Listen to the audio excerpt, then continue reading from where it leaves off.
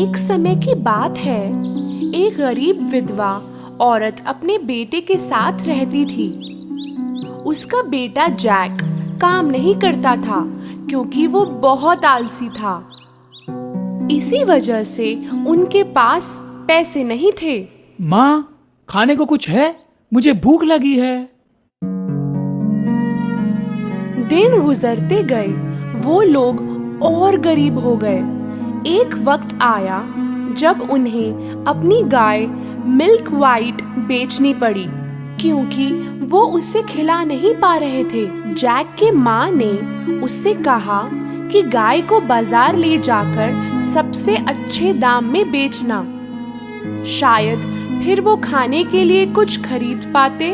बाजार जाते समय जैक को एक अजीब दिखने वाला बूढ़ा मिला।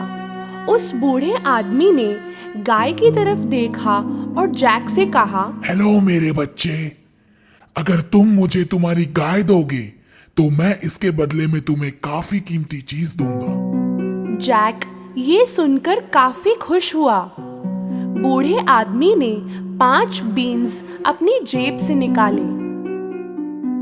बीन्स? पर ये जादुई बीन्स है। जैक को उस पर पहले तो विश्वास नहीं हुआ, पर वो बूढ़े इंसान ने कहा, सुनो मेरे बच्चे, तुम एक अच्छे और तेज लड़के हो। ये जादुई बीन्स ले लो, तुम्हें अफसोस नहीं होगा। मुझ पर यकीन करो। जैक ने उस पर विश्वास किया और उस जादुई बीन के बदले अपनी गाय मिल्क वाइट उसे दे दी। अपने काम से खुश होकर जैक घर की तरफ दौड़ा। माँ, देखो मैं क्या लाया हूँ। जैक को इतना खुश देखकर उसकी माँ को ये लगा कि वो गाय को बहुत ही अच्छे दाम में बेचकर आया है। जब जैक ने अपनी माँ को जादुई बीन्स दिखाई तो वो नाराज हुई। उसने उस जादुई बीन्स को गार्डन में फेंक दिया और जैक को अपने कमरे में जाने के लिए कहा। तुम अपने कमरे में ही रहोगे जब तक मैं तुम्हें बाहर आने के लिए नहीं कहती। आज तुम्हें कोई खाना नहीं मिलेगा।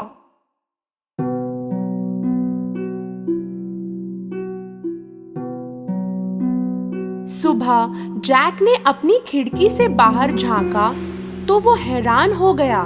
उसके कमरे की खिड़की से उसने देखा कि एक पौधा बहुत तेजी से बढ़ रहा है। ये ना तो कोई साधारण पेड़ था, ना कोई फूल। ये जादुई बीन का पेड़ था। जैक ने उस विशाल बीन के पेड़ पर छलांग लगाई। उसके टेढ़े मेढ़े पत्तों पर सीढ़ियों की तरह चढ़ने लगा।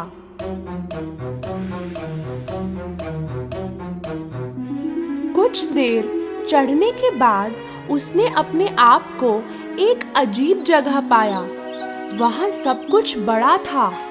उसने एक फूलों से भरा रास्ता देखा जिसके किनारे पे एक बड़ा सा घर था। जैक घर की तरफ पहुंचा और उसने दरवाजा खटखटाया।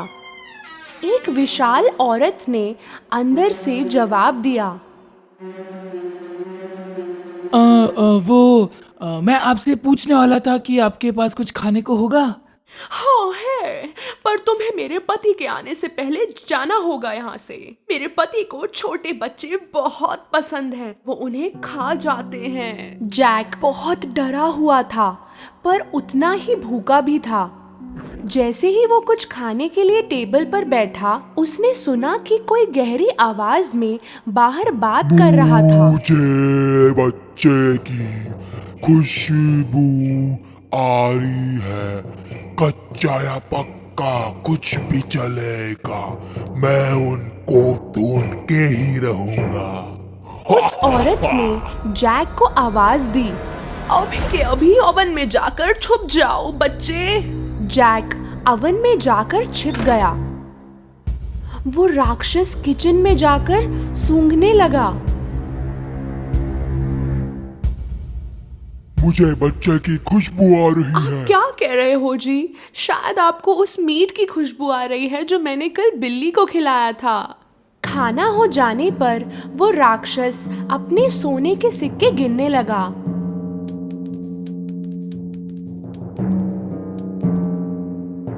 कुछ देर बाद वो गिनते गिनते थक गया और सो गया।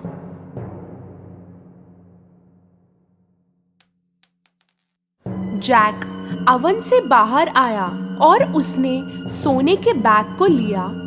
उसने बैग को बीन के पेड़ के नीचे फेंका और वो पेड़ से नीचे उतरने लगा।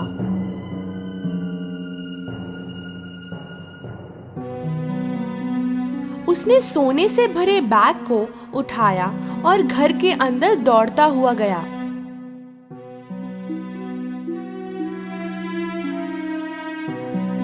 जैक की माँ ने सोने को देखा तो वो बहुत खुश हुई। उस दिन के बाद वो कभी गरीब नहीं रहे।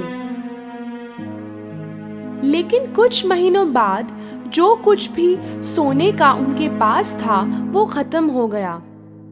जब और कोई रास्ता नहीं था, जैक फिर से बीन के पेड़ पर चढ़कर उस राक्षस के घर पहुंचा। पिछली बार जब तुम यहाँ आए थे तब हमारा एक सोने का बैग चोरी हो गया था। पर फिर भी उसने जैक को प्यार से अंदर बुलाया। थोड़ी देर में राक्षस घर पहुंचा। मुझे बच्चे की खुशबू आ रही है। कच्चा या पक्का कुछ भी चलेगा, मैं उनको ढूंढ के ही रहूंगा। राक्षस की आवाज सुनते ही जैक अवन में जाकर छुप गया। खाना हो जाने पर राक्षस ने अपनी पत्नी को मुर्गी लाने के लिए कहा।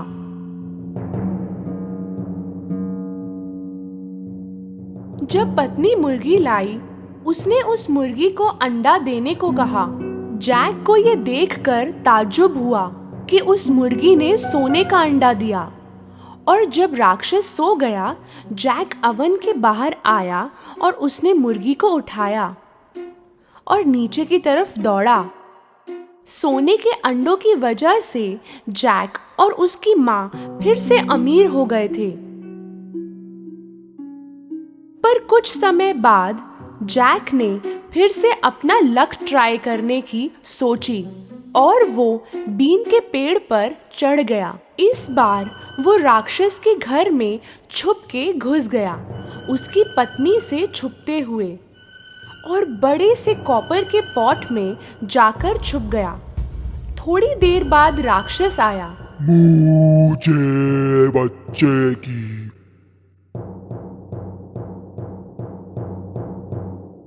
खुशबू आ रही है।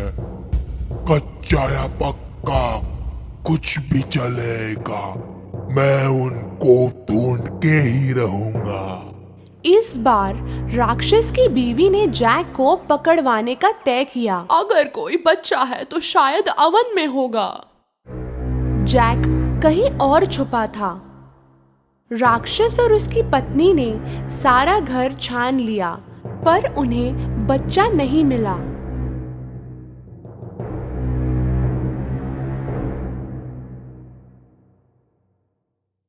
खाने के बाद राक्षस ने सोने की वीणा टेबल पर रखी और उसे बजाने का आदेश दिया। वीणा बजने लगी और राक्षस सो गया। इस बार जैक को ये वीणा किसी भी कीमत पर हासिल करनी थी, इसलिए वो राक्षस के घुटनों से चढ़ता हुआ टेबल पर पहुंचा। पर कुछ ऐसा हुआ जो वो सोच भी नहीं सकता था। हेल्प! वीणा चिल्लाई। जैक ने वीणा को अपने पीठ पर लेकर टेबल से छलांग लगाई। राक्षस उठ गया और जैक के पीछे दौड़ा। जैक बीन के पेड़ से तेजी से उतरने लगा और राक्षस उसके पीछे। जब वो घर पहुंचा, जैक ने अपनी माँ को बुलाया। माँ जल्दी, और आरी भी साथ लाना। उन्होंने बीन के पेड़ को काटना शुरू किया।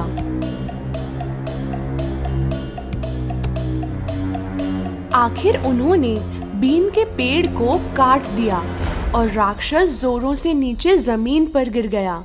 वो दोनों राक्षस से सुरक्षित थे। हे भगवान, हम सुरक्षित हैं। वो लोग ठीक थे, पर जैक को अपनी हरकत पर काफी पछतावा हो रहा था।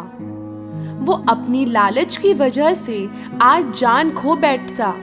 उसने अपनी माँ को वादा किया कि वो कभी भी चोरी नहीं करेगा और वो कल से बहुत मेहनत करेगा। उस दिन के बाद जैक और उसकी माँ कभी भी गरीब नहीं रहे। हाँ, उनके पास सोने के अंडे देने वाली मुर्गी थी मदद के लिए, पर जैक ने भी काम करना नहीं छोड़ा। कई साल पहले हमारे घर से कुछ ही दूरी पर एक डार्लिंग परिवार रहता था। उनके परिवार में 3 बच्चे थे। उनके नाम थे जैन, माइकल और वेंडी। वेंडी हमेशा अपनी माँ को बताती थी कि किस तरह से पीटर पैन उसके कमरे में बांसुरी बजाता था। माँ हमेशा उसे कहती थी कि ये सब उसकी कल्पना है। कमरे में पत्ते भी दिखाई देते थे जो उसे उलझन में डाल देते थे। वेंडी हमेशा कहती थी कि पत्ते पीटर पैन से गिरते हैं। एक रात जब उसके माता पिता बाहर गए हुए थे और बच्चों को घर पर अकेले छोड़ा था, जब उन्हें नींद आई वो सारे सो गए। पीटर पैन कमरे में आया और उन पत्तों को खोजने लगा जो वहाँ छूट गए थे। उसी पल वेंडी जाग गई। पीटर पैन, मैं तुम्हारा ही इंतजार कर रही थी। आप असली हैं, इस पर किसी को भी विश्वास नहीं।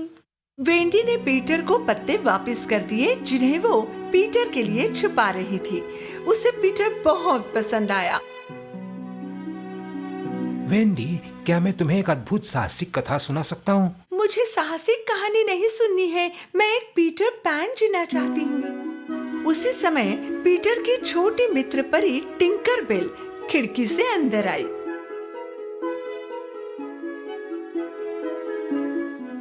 मुझे पता था तुम यही मिलोगे। क्या तुम मेरे बिना एक नए साहस की तैयारी कर रहे थे? तुम जानती हो कि तुम्हारे बिना कुछ कर पाना मेरे लिए संभव नहीं है। वेंडी ने अपने भाइयों को जगाया। उन्होंने पीटर पैन और टिंकर बेल को आश्चर्य से देखा। अच्छा, तो तुम उड़ने के लिए तैयार हो? टिंकर बेल ने परों की धूल झटकी और बंद कर लिए और वो हवा में तैर गए और सबने एक साथ घर छोड़ दिया। बच्चे तुरंत ही नेवरलैंड की ओर बढ़ रहे थे।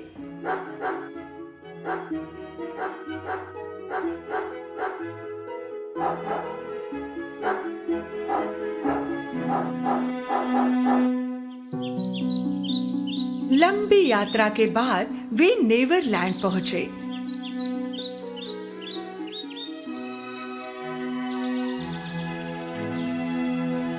जल परियां, जंगली जानवर, इंडियन समुद्री डाकू और खोए हुए लड़के भी थे। उन सब में सबसे खतरनाक थे captain hook. Captain hook Peter pan का दुश्मन था।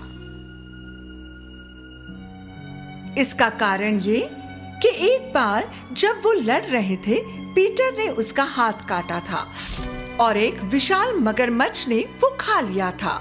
उसके हाथ के साथ उसने घड़ी भी निगल ली थी और इसलिए मगरमच्छ हमेशा टिक टॉक आवाजें करता था। इसलिए कैप्टन हुक को हमेशा पता चल जाता था कि मगरमच्छ पास में है, उसकी टिक टॉक आवाज की वजह से। डेक पर अपनी दूरबीन से चारों ओर देखते हुए कप्तान को सामने की पहाड़ी पर पीटर पैन बच्चों के साथ दिखाई दिया। उसने तुरंत आदमियों को तोपों में आग लगाने के आदेश दिए। पीटर पैन और बच्चों को तोपों से दूर जाना बहुत मुश्किल था। टिंकर बेल, तुम बच्चों को किसी सुरक्षित जगह ले जाओ, मैं हुक से निपटता हूँ। टिंकर बेल को वेंडी से बहुत जलन होती थी, इसलिए वो उसे पीटर पैन से दूर रखना चाहती थी। कुछ बहाने बनाकर उसने वेंडी को वहीं पहाड़ी पर छोड़कर जिन और माइकल को समुद्र तट पर एक सुरक्षित जगह ले गई। द्वीप पर रहने वाले एक खोए लड़के ने वेंडी को दूर से देखा और उसे दुश्मन समझकर घायल कर दिया। उसी समय पीटर पैन कैप्टन हुक से लड़ रहा था, लेकिन अचानक उसका हाथ खाने वाला मगरमच्छ देखकर डर के मारे हुक भाग गया। जब पीटर पैन वापस आ रहा था, तब उसने वेंडी को चट्टानों पर घायल पड़ा हुआ देखा। वो बहुत परेशान हो गया। खोए हुए लड़कों को खेद हो रहा था जब उन्हें पता चला कि वेंडी दुश्मन नहीं बल्कि पीटर की दोस्त है। मैंने बच्चों को आपके सहारे छोड़ा था। टिंकर बेल को भी दुख हुआ। उसने महसूस किया कि उसने बहुत गलत किया है। मुझे माफ कर दो पीटर, दोबारा ऐसा नहीं होगा, मैं वादा करती हूँ। खोए बच्चों ने वेंडी और उसके भाइयों के लिए एक खूबसूरत घर बनाया। रात में वे सभी पेड़ों के नीचे घर में सोते और वेंडी की कहानियों को सुनते, और पीटर घर के बाहर निगरानी करता था। एक दिन जब वे चट्टानों पर आराम कर रहे थे, तो उन्होंने समुद्री डाकुओं को आते देखा। समुद्री डाकुओं ने भारतीय प्रमुख की बेटी को बंधक बना लिया था। पीटर पैन और लड़के प्रमुख की बेटी को बचाने चले गए। उनके और समुद्री डाकुओं के बीच बड़ी लड़ाई हुई। अंत में उन्होंने बेटी को बचा लिया और उसे प्रमुख के पास ले गए। उस दिन के बाद इंडियंस, पीटर पैन और खोए लड़के बहुत करीबी दोस्त बन गए।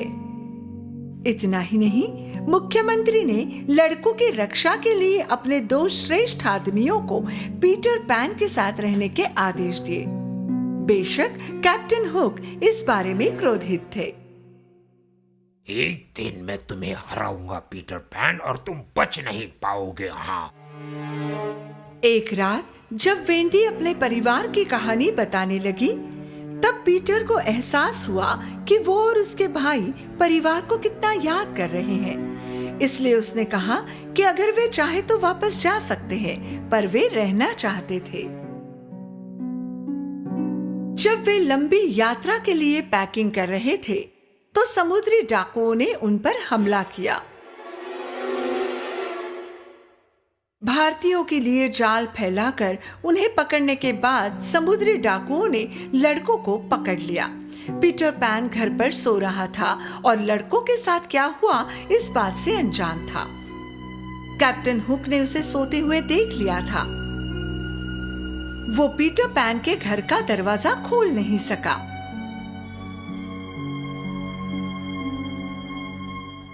फिर भी उसने साथ लाया जहर दरवाजे के नीचे की बोतल में भर दिया, जिसकी वजह से पीटर देर तक सोता रहा। पीटर पैन पूरा दिन सोता रहा और जब वो उठा, टिंकर बेल अंदर आई। जो कुछ भी लड़कों के साथ हुआ बताने पर पीटर पैन और टिंकर बेल लड़कों को बचाने निकल पड़े।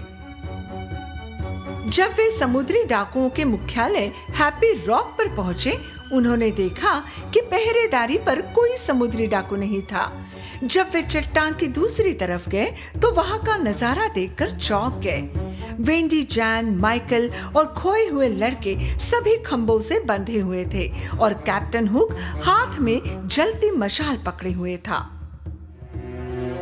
हमारी आखिरी इच्छा क्या है? वेंडी, जो सबसे बड़ी थी, उसने बोलना शुरू किया। प्रिय दोस्तों, मेरे आखिरी शब्द वो होंगे जो तुम्हारी माँ ने बताए होंगे। अगर आज वो यहाँ होती तो कहती कि डरने की कोई बात नहीं और निडरता से अपनी मौत का सामना करो। साहसी बनो, दयालुता हमेशा जीतती है, हमेशा। वेंडी के शब्द सुनकर कैप्टन हुक को बड़ा गुस्सा आया। वो उसे नाव पर ले आया और उसे एक बड़े खंबे से बांध दिया। इसी समय पीटर पैन और टिंकर बेल लड़कों को वहां बचाने आ पहुंचे। इसी समय भारतीय और उनके प्रमुख भी वहाँ मदद के लिए आ पहुँचे। इससे पीटर पैन बहुत खुश हुआ क्योंकि उनकी मदद से उन्होंने लड़कों को बचा लिया। अब वेंडी को छुड़ाने का समय था। पीटर पैन और लड़के कैप्टन हुक के जहाज पर पहुँचे, जहाँ कुछ ही समुद्री डाकू बचे हुए थे, और जब उन्हें एहसास हुआ कि वो पिट जाएंगे, वे जहाज से कूद गए।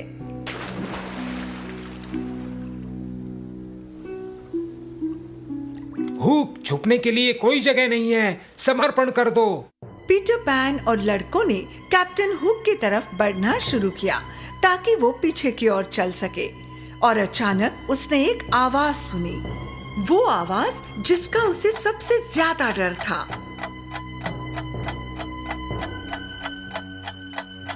डर के मारे कैप्टन ने जब पीछे मुड़कर देखा तो मगरमच्छ उसका पानी में गिरने का इंतजार कर रही थी। बचाओ! पलक झपकते ही वो नाव की दूसरी ओर भागा और पानी में कूद गया। जितनी जल्दी हो सके उसने तैरना शुरू किया। पीटर पैन और लड़के हंसने लगे। उस पल से हुक का जहाज लड़कों का था और उनके कप्तान पीटर पैन थे। हम आपके आदेश के लिए तैयार हैं, कैप्टन पीटर। चलो चलते हैं। लड़कों ने रस्सियों को उतार दिया और पालियां अपनी सारी शक्तियों से उठी। टिंकरबेल, चलो उड़ते हैं डार्लिंग परिवार के घर की तरफ। बच्चे ये सुनकर बहुत खुश हुए। वेंडी, जैन, माइकल अपने माता पिता के पास जाने वाले थे, जिन्हें वे बेहद याद कर रहे थे। जब टिंकरबेल ने परों की धूल झटकी, अचानक जहाज हवाई जहाज बना और आकाश में उड़ने लगा। वेंडी घर जाने के लिए और उन्हें पीटर पैन, टिंकरबेल और नेवरलैंड के बारे में बताने के लिए बेचैन थी। उस दिन से नेवरलैंड उनका दूसरा घर था और पीटर पैन उनका सबसे अच्छा दोस्त।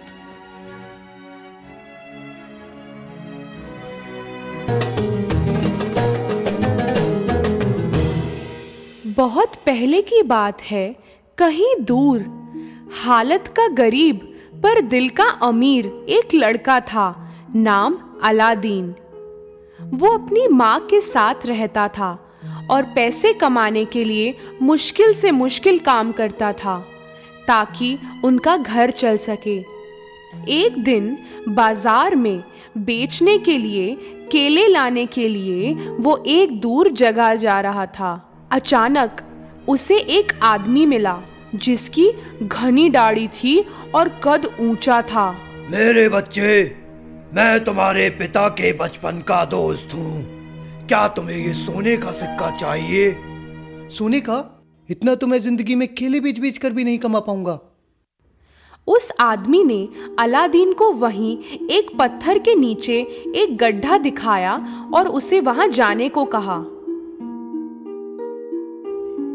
अलादीन को ये काम बड़ा आसान लगा। दोनों ने साथ मिलके उस पत्थर को हटाया और वहां निकले एक गुफा।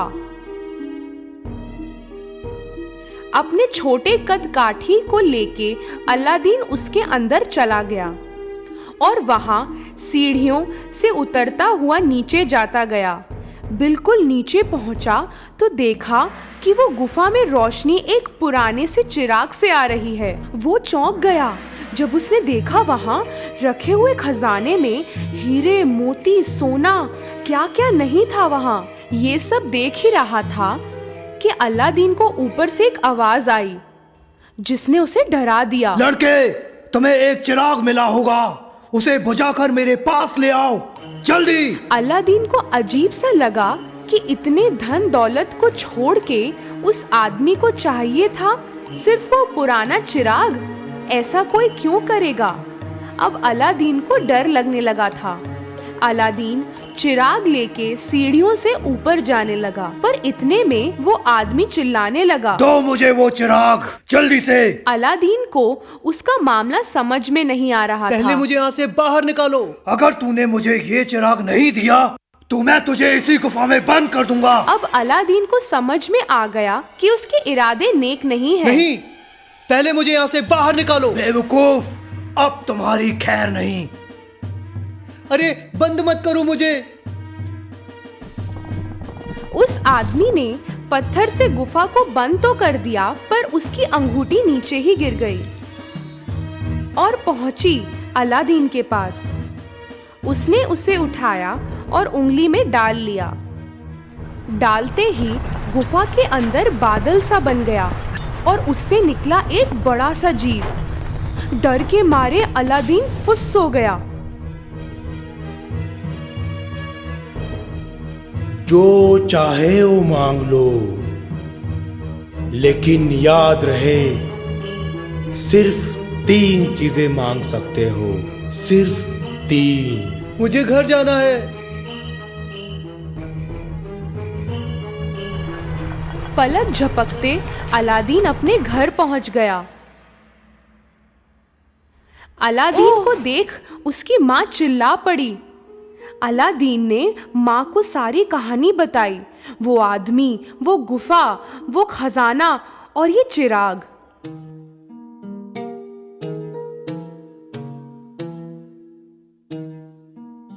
अलादीन उस चिराग से धूल झाड़ ही रहा था कि उसमें से धुआं निकला और पूरे कमरे में छा गया और उसमें से निकला जिनी।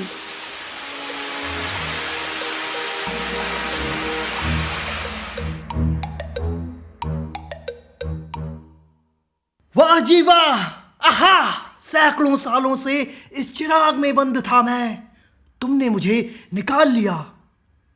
क्या मांगना है हुजूर, मांगिए। ये अब क्या नई मुसीबत है, यही सोच के अलादीन और उसकी माँ देखते रहे।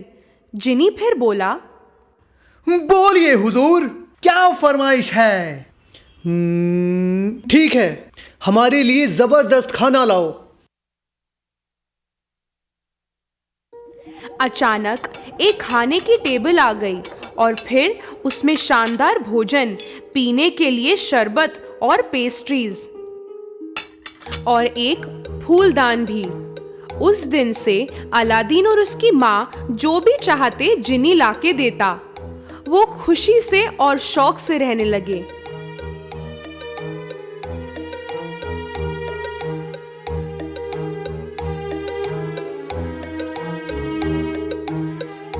एक दिन वो बाजार गया तो उसे दिखी एक पालकी। पता लगा कि उसमें थी बादशाह की बेटी प्रिंसेस जैस्मीन। अलादीन ने उनका चेहरा देखा और उसे प्यार हो गया। उसने माँ को जैस्मीन के बारे में बताया। माँ ने जिनी से एक बक्सा भर के सोना लिया और बादशाह को देने राजमहल गई। वहां के सिपाहियों ने वो बक्सा बादशाह तक पहुंचाया और बादशाह ने खुश होके माँ से मिलना चाहा। माँ ने उन्हें अपने बेटे के प्यार के बारे में बताया तो बादशाह ने चाहा कि अलादीन अपनी अमीरी और ताकत को साबित करे। अगर आपका बेटा मेरा दामाद बनना चाहता है तो उसे कहो कि 40 नौकरों के हाथों 40 बक्से भेजे जो हीरे मोती सोने चांदी से भरे हो और उनके पीछे 40 सिपाही हो उनकी रक्षा के लिए। ये सुन के अलादीन की माँ उदास होके वापस घर पहुंची। उन्हें यकीन था कि जिनी ये सब तो नहीं कर पाएगा। अलादीन ने फिर से चिराग से जिनी को बुलाया।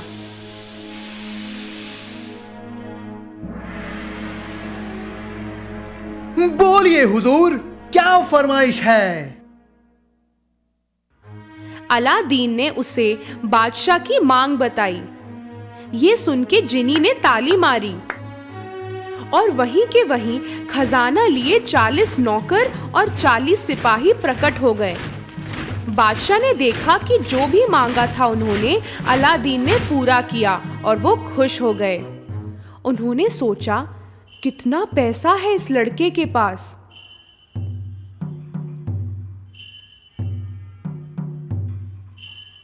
मैं चाहता हूं कि मेरी बेटी एक महल जैसे घर में रहे अगर उसे ऐसा घर दे सकते हो तभी शादी की बात सोचो। अलादीन ने बादशाह की इच्छा जिनी को बताई।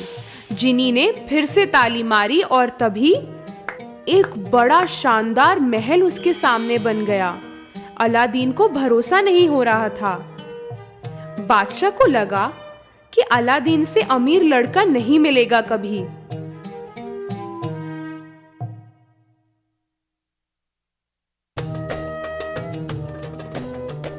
उनकी शादी धूमधाम से हुई और 3 दिन तक जश्न चलता रहा। सबको अलादीन की किस्मत और अमीरी का मालूम था, पर अलादीन और उसकी माँ ने जैस्मीन को जिनी के बारे में नहीं बताया था। एक दिन अलादीन के महल के पास एक आदमी आया।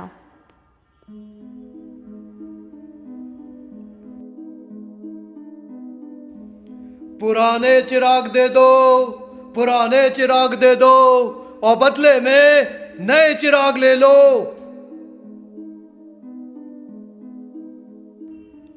जैस्मीन ने ये आवाज सुनी। उसने सोचा कि पुराने चिराग के बदले नया चिराग मिल जाएगा तो अलादीन बहुत खुश होगा। उसने खुशी से एक नया चिराग ले लिया। ये आदमी कोई और नहीं बल्कि वही पहले जिसने अलादीन को गुफा में बंद किया था। उसे चिराग मिलते ही उसने जिनी को कहा कि महल को जैस्मीन के साथ वहां से हटा दिया जाए। अलादीन जब उस शाम लौटा, उसे अपना महल कहीं नहीं दिखा। वो समझ गया कि कुछ गड़बड़ हुआ है। वो अपने पुराने घर में गया और गुफा में मिली हुई अंगूठी ढूंढी। उसे उंगली में पहनते ही वो बड़ा सा जीव फिर से हाजिर हुआ।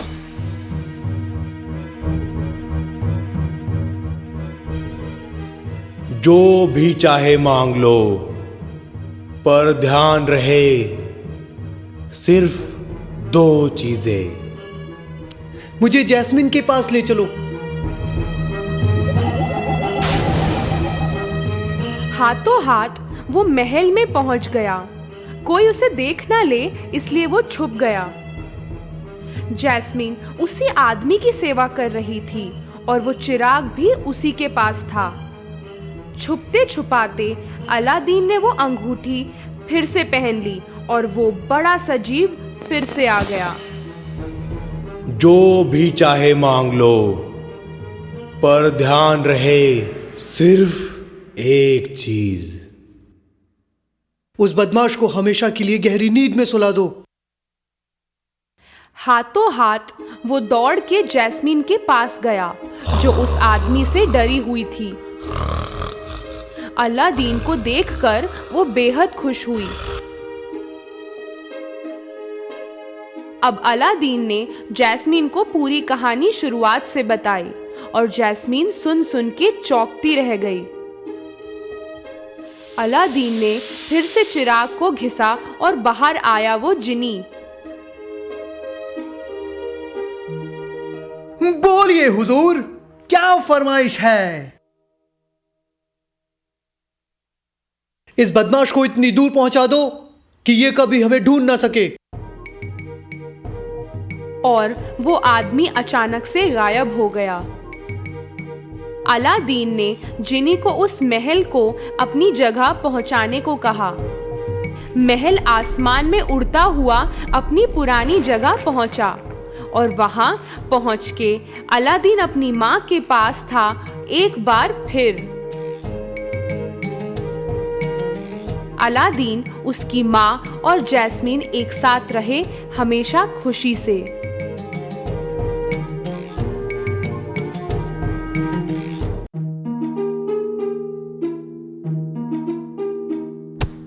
बहुत पहले की बात है। अली बाबा नाम का एक कारपेंटर हुआ करता था। वो अपनी पत्नी के साथ गरीबी में जिंदगी गुजार रहा था। अली बाबा अपने गधे को लेकर जंगल में लकड़ियां काटने जाया करता था और उन्हीं लकड़ियों को बेच के घर चलाता था। एक दिन वो लकड़ियां काटने जंगल गया। तभी उसे आवाज सुनाई दी घोड़ों के एक टोली की और उसे घबराहट होने लगी। शायद ये चोर है, मैं छुप जाता हूं। गधे को झाड़ियों के पीछे छुपा के अली बाबा पेड़ पर चढ़ गया। वो टोली सीधे उस पेड़ के नीचे ही आके रुकी।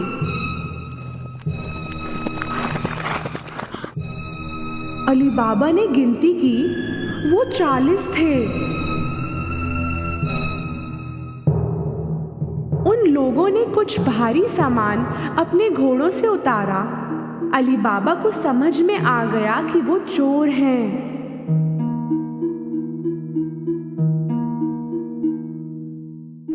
उनका सरदार एक बड़े चट्टान की तरफ गया और चिल्लाया, खुल जा सिम सिम। तभी कुछ अजीब सा हुआ। वो बड़ा चट्टान हट गया एक गेट की तरफ और सामने थी एक गुफा।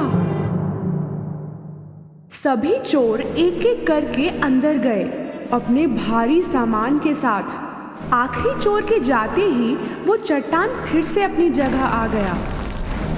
अली बाबा को भरोसा नहीं हुआ, पर थोड़ी देर में वो चट्टान फिर हिला और चोर बाहर आए।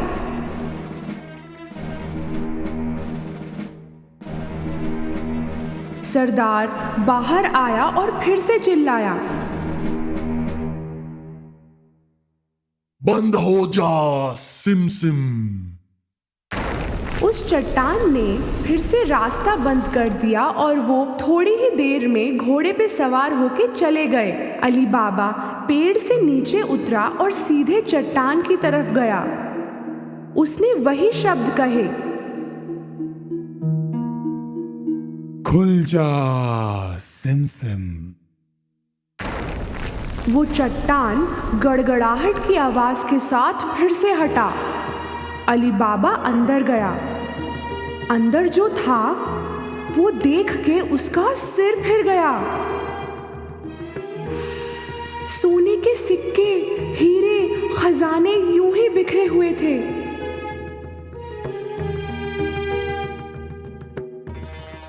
उसने चौंक के 3 झोले भर के सामान लिया और निकल गया। बाहर उसने फिर से वही शब्द बोले जो सरदार ने बोले थे, बंद हो जा सिम सिम। उसने सारा सामान अपने गधे पर रखा और घर चला। घर पहुंच के उसने अपनी पत्नी को वो सामान दिखाया। उसे भी समझ नहीं आया कि अली बाबा सब लाया कहां से, इतना सोना कहां से मिला। अली बाबा ने उसे सारी कहानी बताई। वो सुन के बड़ी खुश हुई और सामान निकालने लगी। चलो गिनते हैं, हमारे पास कितने सिक्के हैं। नहीं, एक गड्ढा खोदकर उसमें छुपा देते हैं। तो तुम दफनाने के लिए जगह बनाओ, मैं तुम्हारे भाई कासिम से नापने के लिए बर्तन लेके आती हूँ। अली बाबा का भाई कासिम बहुत अमीर था पर लालची भी। वो कभी अली बाबा की मदद नहीं करता, इसलिए अली बाबा ने बोला, सिक्कों के बारे में किसी से कुछ मत कहना, किसी से भी नहीं। उसकी पत्नी कासिम से नापने का बर्तन मांगने पहुंची। कासिम को दाल में कुछ काला लगा तो उसने पूछा, तुम्हें क्यों चाहिए? क्या नापोगी उसमें? अली बाबा की पत्नी ने कुछ झूठ मूठ का बोल दिया। कासिम को उस पे भरोसा नहीं हुआ। उसने चुपके से बर्तन के नीचे शहद लगा के दे दिया। उसी बर्तन में सोने के सिक्के नापने लगे दोनों, और फिर सारे सिक्के दफना दिए।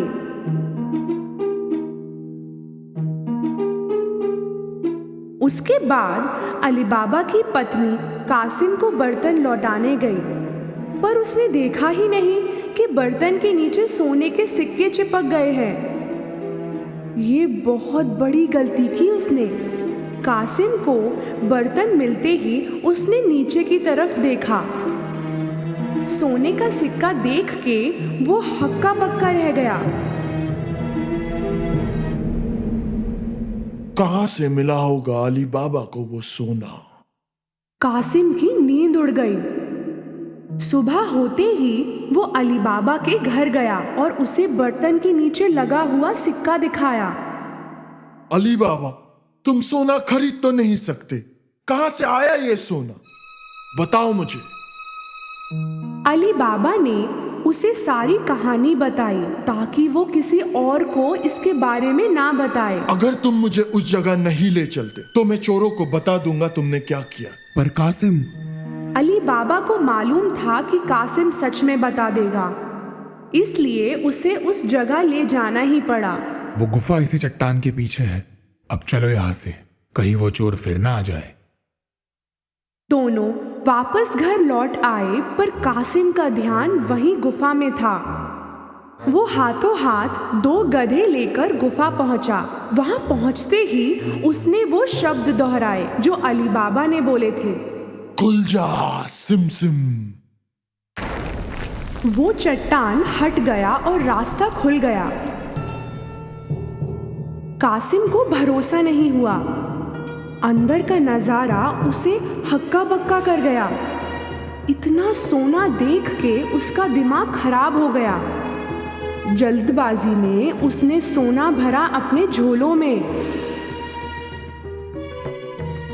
जब जगह नहीं बची वो बाहर निकलने लगा, पर वो तो चट्टान से बंद पड़ा था और उसे खोलने के लिए जो शब्द बोलने थे वो उसे याद नहीं आ रहे थे, तो वो कुछ भी अनशंट बोलने लगा। खुल जा टिम टिम, खुल जा कुमकुम, खुल जा जिम जिम। कितना भी बोला पर वो चट्टान टस से मस नहीं हुआ। घबराया हुआ उसे कोई रास्ता नहीं मिल रहा था। इतनी देर में चोर गुफा पहुंच गए। उनको कासिम के गधे देख के शक हुआ और उन्होंने अपनी तलवार निकाली। खुल जा सिम सिम।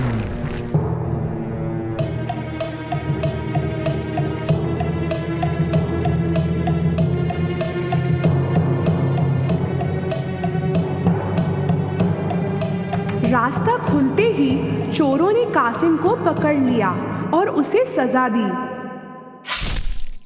तो ये चोर हमसे चोरी कर रहा था। देर रात होने पर कासिम घर नहीं लौटा तो उसकी पत्नी को चिंता हुई। उसने अली बाबा से मदद मांगी। अली बाबा को भी कासिम की चिंता थी। वो गुफा पहुंचा तो उसे कासिम के गधे दिखे। तब उसे समझ आया कि कासिम को चोरों ने मार डाला है। उसने अपनी पत्नी को सब कुछ बताया।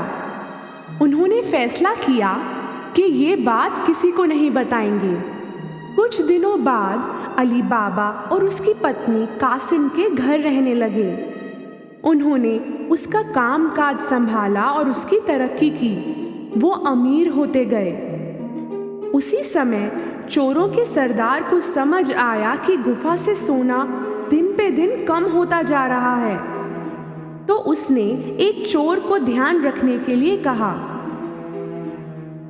शहर में जाओ और देखो कि क्या कोई ऐसा है जो नया नया अमीर हुआ है और बहुत खर्चा करने लगा है। उस चोर की नजर पड़ी अली बाबा पर, जो सोने के सिक्के लेकर बाजार में घूम रहा था। उसने उसका पीछा किया। अली बाबा के घर में घुसते ही चोर ने दरवाजे पर निशान लगा दिया। शाम को कासिम की पत्नी जब घोड़ों को पानी देने गई, उसने वो निशान देखा। उसे समझ में आ गया कि कोई मुसीबत आने वाली है, तो उसने रंग लेके आसपास के सारे दरवाजों पर वैसा निशान बना दिया। सुबह होते ही 40 चोरों की टोली अली बाबा का घर ढूंढने आई। तब उन्हें सारे दरवाजों पर वो निशान दिखा। हार के वो लौट गए, पर उनका सरदार जिद्दी था। उसने भेस बदल के उसे ढूंढना शुरू किया और चुपचाप वो पहुंचा अली बाबा के घर। दरवाजा खटखटाया तो अली बाबा ने खोला। मैं बहुत दूर से आया हूं। मैं तेल बेचने निकला था। सुनने में आया है कि आप यहाँ के सबसे अमीर इंसान हैं। तेल बहुत अच्छा है, खरीदेंगे? अली बाबा ने सरदार को तेल का व्यापारी समझ के रात को खाने पे आने के लिए कहा। तेल की 40 बरनियां लेके वो अली बाबा के घर पहुंचा। अली बाबा ने उसकी बहुत खातिरदारी की। रात को वहीं रुकने की सलाह देने पर सरदार ने खुशी खुशी हाँ कह दिया। जब वो दोनों खाना खा रहे थे, कासिम की पत्नी तेल की बरनियां देखने गई। उन्हें कुछ आवाज सुनाई दी। हम निकले अभी? नहीं, थोड़ी देर और। तब उन्हें समझ आया कि तेल नहीं, इनमें तो चोर छुपे हैं, और उसे समझ आया कि ये लोग क्यों आए हैं। वो रसोई में गई और काफी तेल गरम किया और हर एक बरनी में गरम तेल डाला। अंदर बैठे चोरों की हालत खराब हो गई और वो कुछ कर भी ना पाए।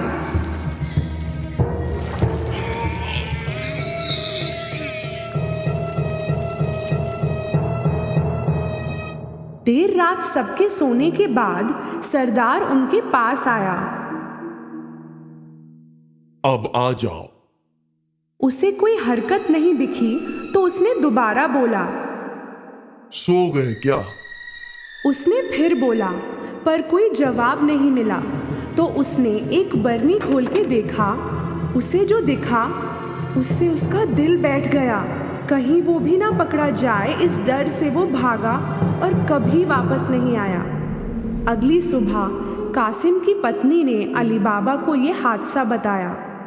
अब वो बिना चोरों की चिंता किए पूरे परिवार के साथ हंसी खुशी जिंदगी बिताने लगे।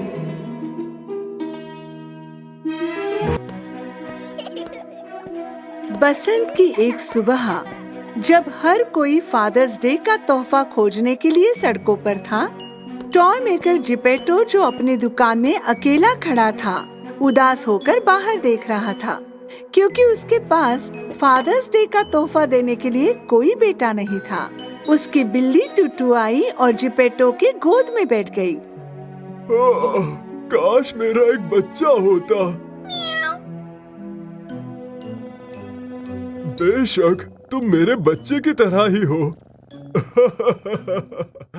जिपेटो उस दिन पहली बार बच्चों जैसा खिलौना बनाना चाहता था और उसने पाइन के पेड़ के स्टंप का एक टुकड़ा लिया और उसे तराशने लगा। आउच! क्या तुमने कुछ कहा? जिपेटो ने तराशते हुए अजीब आवाजें सुनी। जब जिपेटो स्टंप को पेंट कर रहा था, जिसे उसने नाजुक ढंग से तराशा था, उसे उसने टेबल पर ही छोड़ दिया और जिज्ञासा के साथ दुकान के सामने से निकल गया। उस समय कठपुतली लड़के के रूप में मेज से नीचे कूद गया। जिपेटो को अपनी आंखों पर विश्वास नहीं हुआ। नमस्ते। उसके सामने एक बात कर रही कठपुतली खड़ी थी।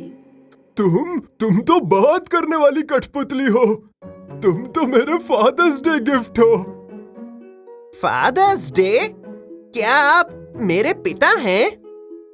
हाँ बेटा, अब से तुम मेरे बेटे हो और तुम्हारा नाम है, रुको मुझे सोचने दो, पिनोकियो।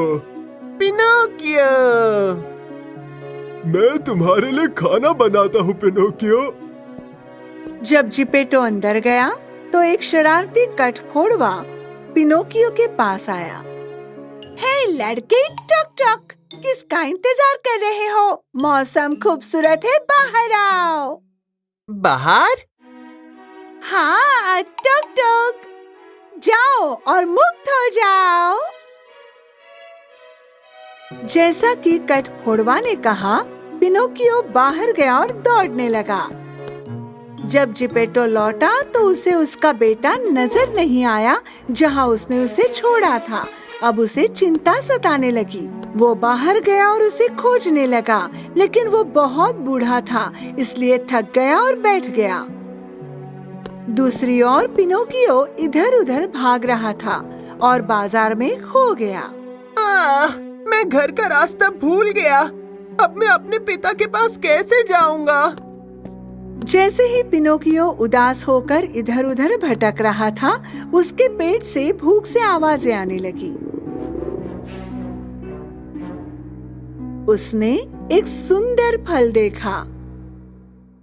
उसने अपना हाथ बढ़ाया और एक केला लिया। अरे बच्चे, तुम्हें मेरे फल मुफ्त में नहीं मिल सकते। क्या तुम्हारे माता पिता नहीं है? तुम्हें कुछ पैसे देने होंगे। अच्छा ठीक है, मेरे पास बहुत सारे पैसे हैं, लेकिन घर पर। उसी क्षण पिनोकियो की नाक बढ़ने लगी। हाँ, मेरी नाक को क्या हो गया? मेरी नाक, मेरी नाक, मेरी नाक। पिनोकियो झुंझलाहट में इधर उधर भाग रहा था। अगर तुम्हारे पास पैसे हैं तो जाकर जल्दी से लेकर आओ, जाओ। अरे नहीं नहीं, नाराज मत होइए, मैं नहीं ला सकता क्योंकि मेरे पास पैसे नहीं हैं। जब पिनोकियो ने सच कहा तो उसकी नाक अपनी मूल स्थिति में लौट आई, लेकिन वो इसे जाने बिना ही भाग गया। अंत में वो एक खिड़की के सामने रुक गया और शीशे में अपना प्रतिबिंब देखा। अरे मेरी नाक तो पहले जैसी हो गई। जिपेटो ने अपने बेटे को सभी जगह ढूंढा जब तक अंधेरा न हो गया। अंत में जब बारिश होने लगी तो वो एक कोने में इंतजार करने लगा, इस उम्मीद में कि शायद उसका बेटा वहाँ से गुजर जाए। तुम कहाँ हो पिनोकियो? मेरे प्यारे बेटे, कहाँ हो तुम? दूसरी ओर पिनोकियो बारिश में भीग गया था और गीली लकड़ी की तरह महक रहा था। बारिश से बचने के लिए वो हताश होकर कूड़ेदान में कूद गया, लेकिन सुबह उसे एहसास हुआ कि वो कूड़ेदान में अकेला नहीं है। अरे लकड़ी के लड़के, मुझे बहुत भूख लगी है। मुझे तुम्हारे पैर कुतरने दो ताकि मेरा पेट भर जाए। पिनोकियो इतना डरा हुआ था कि वो तुरंत जाना चाहता था, लेकिन चूहे ने अपने विशाल हाथों से पिनोकियो का पैर पकड़ लिया। नहीं, मुझे जाने दो। मेरे पिताजी एक टाइगर है। अगर उन्होंने तुम्हें देखा तो वो तुम्हें छोड़ेंगे नहीं। अगर तुम्हारे पिता टाइगर है तो तुम्हारे पास भी पूंछ तो होगी ही। हाँ, मेरे पास पहले से ही एक पूंछ है। जब पिनोकियो ने झूठ बोला तो उसकी नाक फिर से बढ़ गई। मेरी नाक! तो मुझे तुम्हारी पूंछ कुतरने दो। पिनोकियो डर के मारे कूड़ेदान से बाहर कूद गया। मुझे छोड़ दो, मेरे पास कोई पूंछ नहीं है, मेरे पास कोई पूंछ नहीं है। पिनोकियो एक पोखर के सामने खड़ा था और अपने प्रतिबिंब में ये देखकर राहत महसूस कर रहा था कि उसकी नाक मूल स्थिति में वापस आ गई। इसका मतलब मेरे पास एक ऐसी नाक है जो झूठ बोलने पर लंबी हो जाती है और सच बोलने पर छोटी। लेकिन उसने ये नहीं देखा कि दुष्ट चोर पीछे से चुपचाप उसके पास आ रहा है। चोर ने जब एक कठपुतली को अकेले भागते और चलते देखा तो वो उसे चुराकर बेचना चाहता था। तुम्हारा धन्यवाद, अब मैं बहुत पैसे कमा सकता हूँ। मैं सबसे अमीर बन जाऊंगा।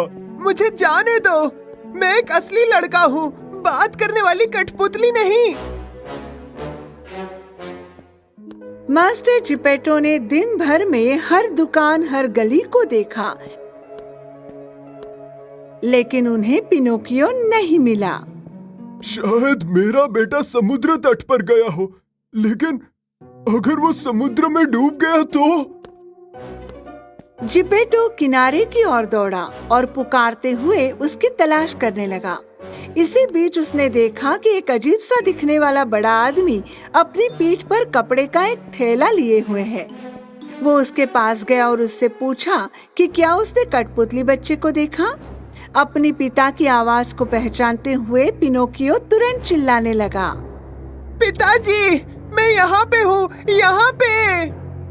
जब जिपेटो ने अपने बेटे पिनोकियो की आवाज सुनी तो उसने उस आदमी से उसे वापस देने के लिए कहा।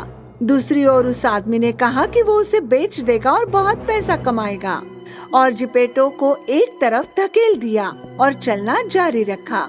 उस समय पिनोकियो लगातार अंदर झूठ पर झूठ बोले जा रहा था। और मैं एक चोर भी हूँ। ठीक है, मेरे पास बहुत पैसे हैं और मेरी टोपी का रंग भी नीला है। और इस तरह उसकी नाक बढ़ गई और कपड़े की थैली में छेद हो गया और वो छेद से बाहर कूद गया और अपने पिता जिपेटो के पास दौड़ा। पिताजी, मेरा बच्चा। जब चोर ने ये देखा तो वो गुस्से से उनके पास गया। जिपेटो ने चोर की तरफ मछली पकड़ने का जाल फेंका। चोर जाल में फंस गया और संतुलन खो बैठा और समुद्र में गिर गया। जिपेटो और उसके बेटे पिनोकियो ने एक दूसरे को कसकर गले लगाया। पिनोकियो ने सारी सच्चाई बयान करके अपनी नाक मूल स्थिति में लाई। और मैं एक अच्छा लड़का भी हूँ और मैं किसी को परेशान नहीं करता।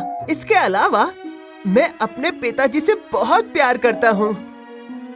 उसी क्षण एक चमत्कार हुआ और पिनोकियो मांस और रक्त का बच्चा बन गया। उस दिन से शहर के सभी पिता और पुत्र मानते थे कि चमत्कार प्यार से पैदा होते हैं, झूठ से नहीं। एक बार की बात है, एक छोटे से शहर में 2 भाई बहन रहते थे। लड़के का नाम था हैरी और वो बहुत शरारती था, और लड़की का नाम था सैली। वो बहुत होशियार थी लेकिन थोड़ी भुलक्कड़ भी। हैरी और उसकी बड़ी बहन सैली बहुत गरीब थे। वे अक्सर खाली पेट सो जाते थे और हर दिन भूखे रहते थे। रात में उनके लिए सोना मुश्किल था क्योंकि उनके पेट में दर्द होता था। एक दिन सैली इतनी भूखी थी कि उसके पेट से आवाजें आ रही थीं। ओह, हमने कई दिनों से अन्न का एक दाना तक नहीं खाया। सैली अपनी भूख मिटाने के लिए पार्क में टहलना चाहती थी। वो घर से निकल गई। वो अपने साथ पानी की बोतल भी ले गई। थोड़ी देर बाद वो पानी पीकर आराम करना चाहती थी। हालांकि तभी जर्जर कपड़ों में एक बूढ़ी औरत उसके सामने आ गई। वो औरत धीरे धीरे सैली के पास आ गई। लड़की, मुझे पानी का एक घूंट दो। मैंने कई दिनों से पानी नहीं पिया। मुझे बहुत प्यास लगी है। हाँ, ये लीजिए, आप जितना चाहें पी सकती हैं। बूढ़ी औरत ने पानी पिया और एक पल में वो एक खूबसूरत युवा परी में बदल गई। अरे परी, तुम्हारी मदद के लिए बहुत बहुत धन्यवाद सुंदर लड़की। एक वर मांगो। मेरा भाई हैरी और मैं बहुत गरीब हैं और कई दिनों से भूखे हैं। ठीक है, घर पहुंचते ही मेज पर देखना, तुम्हें जादू का कटोरा मिलेगा। जादू का कटोरा? हाँ, जब तुम कहोगी कटोरे गर्म खाना पकाओ तो ये तुम्हारे लिए मीठा दलिया बनाएगा, और जब तुम कहोगी रुको कटोरे, ये काफी है, तो ये रुक जाएगा। अब तुम और तुम्हारा भाई कभी भूखे नहीं रहेंगे। बहुत बहुत धन्यवाद प्यारी परी। हे छोटी लड़की, जादू के कटोरे के लिए जादुई शब्द मत भूलना। सैली घर की तरफ चल पड़ी और सचमुच जैसा परी ने कहा था, मेज पर एक कटोरा था। दीदी, ये अनोखा कटोरा कहाँ से आया? ये अनोखा नहीं है, ये जादुई है। ये एक जादू का कटोरा है। हाँ ठीक है, पर इस खाली कटोरे का करेंगे क्या? अब चुप रहो और देखो। पकाओ कटोरे, गरम खाना पकाओ। जादू के शब्दों को सुनते ही कटोरा गर्म होने लगा और मीठा दलिया पकाने लगा। लेकिन ये कैसे हो सकता है? ये कटोरा तो सच में जादुई है। मतलब अब से हम भूखे नहीं रहेंगे। हैरी और सैली ने 1 या 2 नहीं बल्कि 10 प्लेट मीठा दलिया खाया और जब उनका पेट भर गया तो सैली ने जादुई शब्दों को कटोरे को और अधिक बनाने से रोकने के लिए कहा। मैंने पेट भर कर खाया। ये दलिया बहुत स्वादिष्ट है। मैं तो ये हर रोज खा सकता हूँ।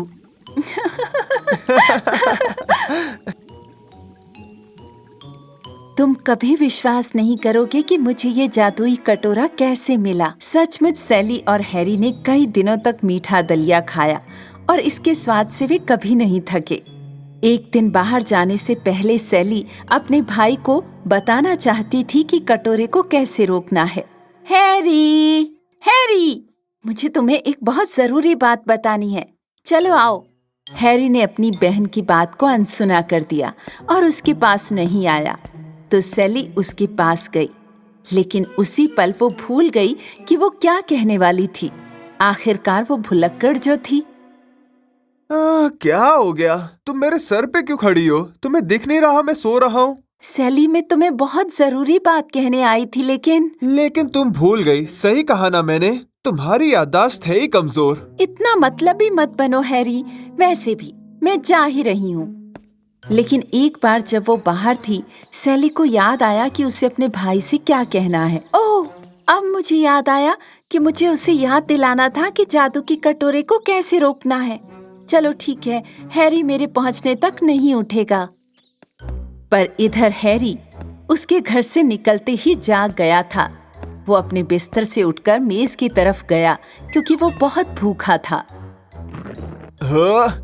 खाना बना कटोरे, चल खाना बना। जादू का कटोरा तुरंत गर्म होने लगा। घर में फिर से मीठे दलिये की महक आने लगी।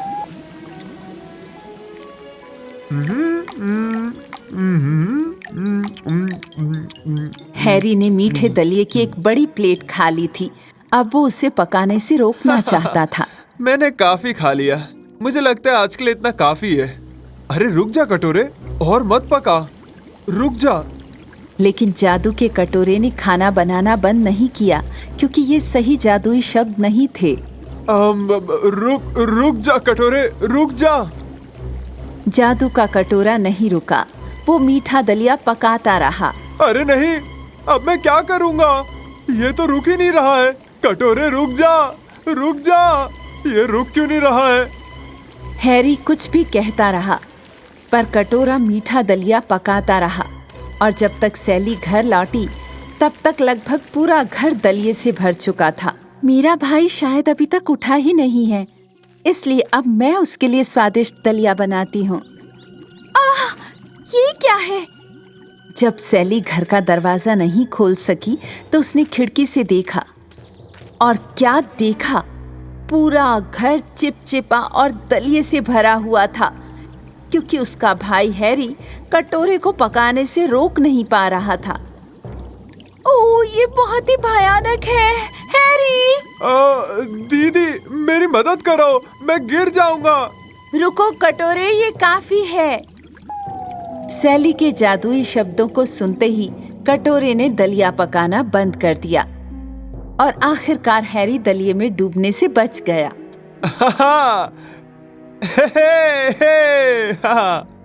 शुक्रिया दीदी। वैसे अब हम इस मीठे दलिये का करने क्या वाले हैं? ये तो घर में चारों तरफ फैल गया है। सैली के पास एक अच्छी तरकीब थी। उसने फौरन जाकर पड़ोस के अपने दूसरे गरीब पड़ोसियों को बुलाया। उनमें से हर कोई सैली के घर के बाहर आ गया। जब हैरी ने स्वादिष्ट दलिये के साथ प्लेटों को भर दिया तो सैली ने उन्हें उनके भूखे और गरीब पड़ोसियों को बांट दिया। बहुत बहुत शुक्रिया सैली, तुमने हमारी भूख मिटा दी। कितना स्वादिष्ट है। हैरी और सैली अपने जैसे गरीब लोगों की मदद करके बहुत खुश थे। अपने भूखे पड़ोसियों को खिलाकर उन्हें बहुत अच्छा लगा। फिर एक बूढ़ा गरीब दिखने वाला आदमी उनके पास आया। ओह, क्या सच में दलिए का एक जादुई कटोरा? मैं अपनी पत्नी और बच्चों के भोजन के लिए कई दिनों से भटक रहा हूँ, पर अब मैं थक चुका हूँ। कृपया मुझे कटोरा दे दो ताकि मैं उन्हें खाना खिला सकूं। अब हम क्या करेंगे दीदी? इसे दे देंगे तो हम दोनों भूखे मर जाएंगे। ऐसा मत सोचो हैरी, आदमी के बच्चे भूखे हैं। इस दुनिया में बच्चों को भूखा नहीं रहना चाहिए। ये कटोरा लो और अपने परिवार के पास ले जाओ। उसी क्षण वो आदमी एक सुंदर युवा परी में बदल गया। ओह, तुम तो वही परी हो जिसने मुझ पर एहसान किया है। हैरी और सैली, तुमने मुझे बहुत खुश किया है। तुमने पड़ोस में रहने वाले गरीब लोगों को खाना खिलाया और उस आदमी की मदद की जिसके बच्चे भूखे थे। इस एहसान के बदले तुम ये जादुई कटोरा हमेशा के लिए रख सकती हो। तुम इसके लायक हो। क्या सच में? ये तब से हर दिन हैरी और सैली शहर के गरीब लोगों को दलिया बांटते रहे। उनके उदार दिल उनके द्वारा बांटे गए दलिये के समान मीठे हो गए। जब उन्होंने बच्चों, जवान और बूढ़े लोगों सबका पेट भरे हुए देखा और उन्हें खुश देखा, तो उनका जीवन भी सुख और शांति से भर गया।